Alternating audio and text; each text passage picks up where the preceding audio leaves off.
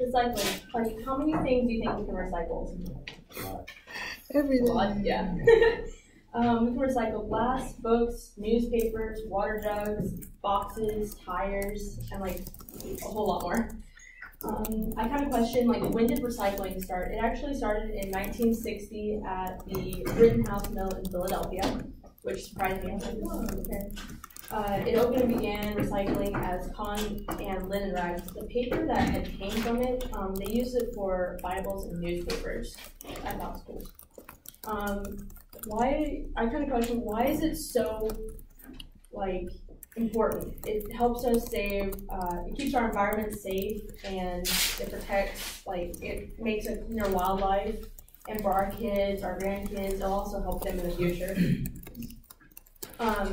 Back in 2010, there was a Gulf, like the ocean, the oil spill in the Gulf Ocean, and that was actually by far the worst thing that has ever happened. It had killed approximately 11 people, and an estimated 3.19 million barrels of oil had spilled into the ocean. That is, they divided it into ozone layers. They went 3 ozone layers down, so it had killed approximately 6,165 sea turtles, 82,000 birds, and 25,900 marine mammals. That's all of different species. And I find that really disturbing. Recycling has actually collapsed due to public confusion about it. Not enough people know about recycling and what the benefits of recycling can do.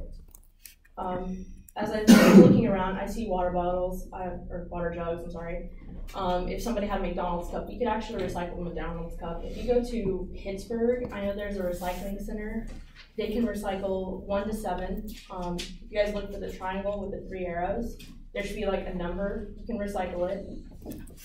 There's way more you can recycle there. You just have to find out, look around, ask. I know there's some places where if you recycle like aluminum cans, pop cans, you actually get paid for it. Personally, I don't feel as though you should get paid for recycling something, because you're doing this for a benefit. You're helping our wildlife, you're helping like our future kids, our grandkids. You shouldn't get paid for it. A study showed that in 15 years, it's actually supposed to be like 2 times worse than what it is now. And, you know, personally, I don't want my kids to be walking around with like oxygen masks on, because the air pollution is so bad off. So take a college campus, for instance, like, not to point out FSCC or anything, but how many of you guys will take like a piece of paper or make basketball shots into the trash bin? Yeah.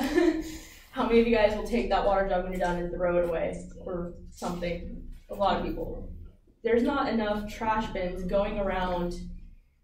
Well, I would say trash bins, but there's not enough like cans that have a big arrow on it saying, hey, you can recycle this. There's just not enough. And I know like here in Bailey, there's like 1 or 2, but that's just not enough. The paper, this paper right here, I can recycle it. And instead of, you know, making basketball shots into the trash can, I'd rather make a basketball shot into a recycling bin, because it'll help. But we can recycle just so much more. This site, which I had pulled up on my phone, was a lot different than what it shows here, but I kind of agree it is a serious crisis.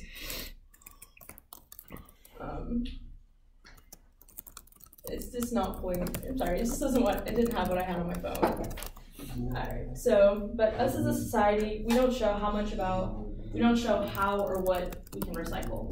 If we were to have ads on TV as much as we did a McDonald's commercial, I think a lot more people would be open and kind of know more about recycling than what they do now. If we opened up more advertisement and commercials, it could open up 7 to 10 more jobs to people. When recycling levels reach 75%, it will generate 1.5 million new jobs. Currently, they're sitting at a 21.4%, and that's enough. Recycleacrossamerica.org, which is the site right here, can tell you a bit more about it and what we can do to like fix recycling. If you were to look up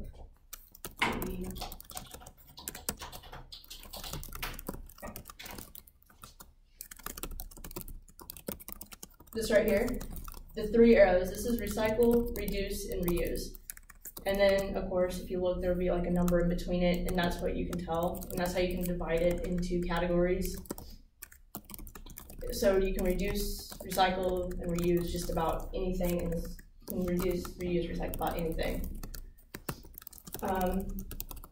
And they all just mean a different thing. If all of us would put more effort into doing those 3 things, I think that we could help save our wildlife, have a better place for our kids, our grandkids, and most importantly, we can help create a better carbon footprint.